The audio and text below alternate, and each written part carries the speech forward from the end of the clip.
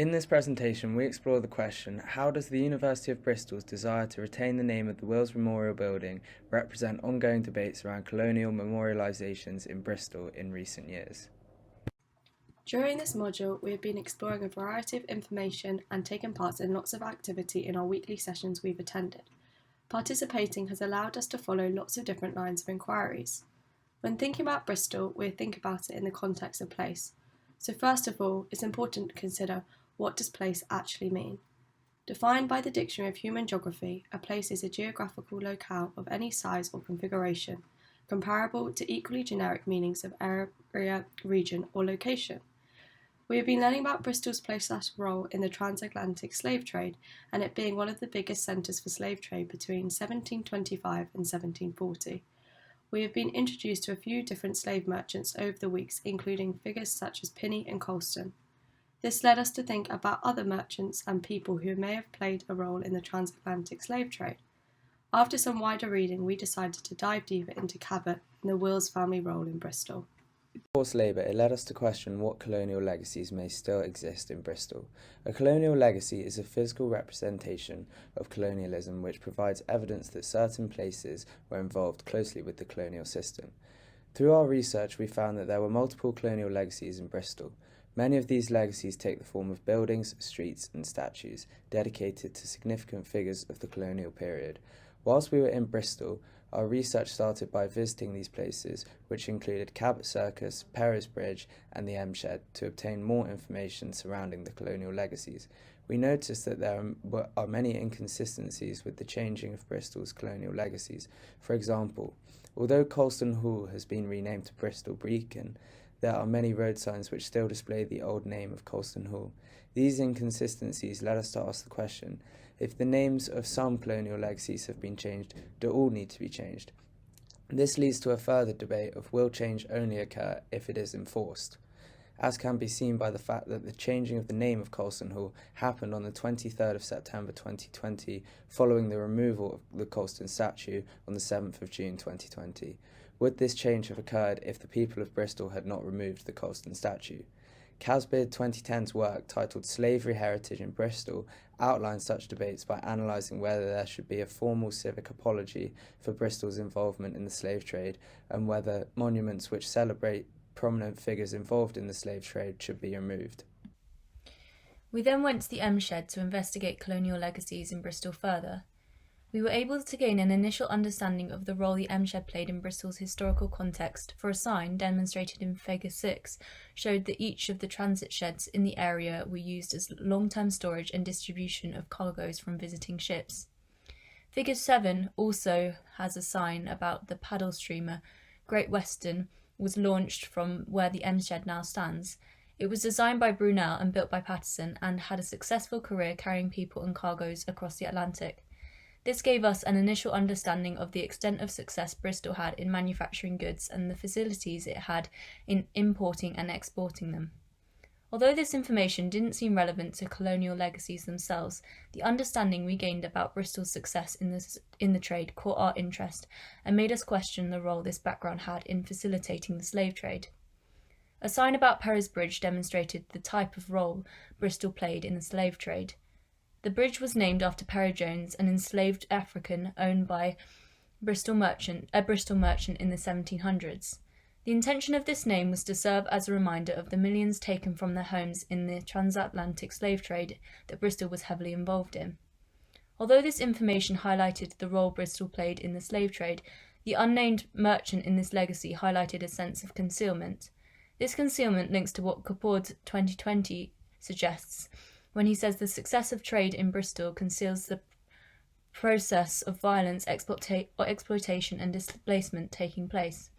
Other slave legacies were demonstrated with objects like shackles, shown in the M Shed, which was said to make movement, revolt or escape difficult for slaves, as well as being used for punishment, which demonstrates the history Bristol had of oppressing slaves in the past and in giving them a lack of human rights. This information gave us a general understanding of the legacies in Bristol. We decided to further investigate the role and success trade in Bristol had in building foundations for the slave trade. Looking at signs in the M Shed, we found that Bristol not only had successful trade in Europe, but also the rest of the world. Figure 10 demonstrates that the merchants of Bristol were trading with European ports from as early as 1880, and Figure 11 states that after 1840, Bristol's trade expanded worldwide. This development of trade routes to Bristol is suggested by Dresser 2016 to facilitate the development of the so-called triangular trade from England to Africa to the Caribbean and Americas. We found that these slave trade routes enabled goods like sugar and tobacco to be transported, which, according to Dresser 2016, were crucial to Bristol's 18th century prosperity. We found out that similar to the tobacco trade, the banana trade re-establishes Bristol trade links even after colonialism. For Figure 12 shows a sign suggesting slavery legacies with trade enabled trade to be so successful. As a result, trade in Bristol was successful both before and after the slave trade, demonstrating that colonial legacies have a strong link to trade in Bristol. With this information, we decided to focus on tobacco as an important trade good in Bristol. We came across a sign on a specific tobacco company, Will's East Street Factory, which is demonstrated in Figure 9, which suggests that the technological advances and high demands for tobacco products led Will's to build a new factory. From this information, we concluded that Will's family's wealth was built on the tobacco trade, which was made possible due to wealth created from colonial legacies within Bristol. After learning about the Wills family's links to slavery through the production of tobacco in the 18th and 19th centuries, we headed to the Wills Memorial Building on Queen's Road. The information board inside the building, as shown by Figure 13, gave us more information which helped to deepen our line of inquiry. We learned that this building was erected in 1911 to commemorate the life of Henry Overton Wills III, who was the first Chancellor of the University of Bristol and who supported over 30 churches in the city. He donated £100,000 at the time to help the university, which is now worth millions. This fortune is linked to his family's wealth from their successful tobacco company, which, as we highlighted above, began trading in slave-produced goods. This information board also highlighted a key debate which is very prominent in Bristol today. That debate is, should we memorialise people who helped develop Bristol in good ways if their money and their influence was gained off the back of slavery and slave goods? In recent years, students have protested the use of the family name on this building, but as Basingham and Bollard 2023 highlight, the university has wanted to retain the building's name and address its problematic past by acknowledging the problems in the right contexts rather than simply getting rid of these names.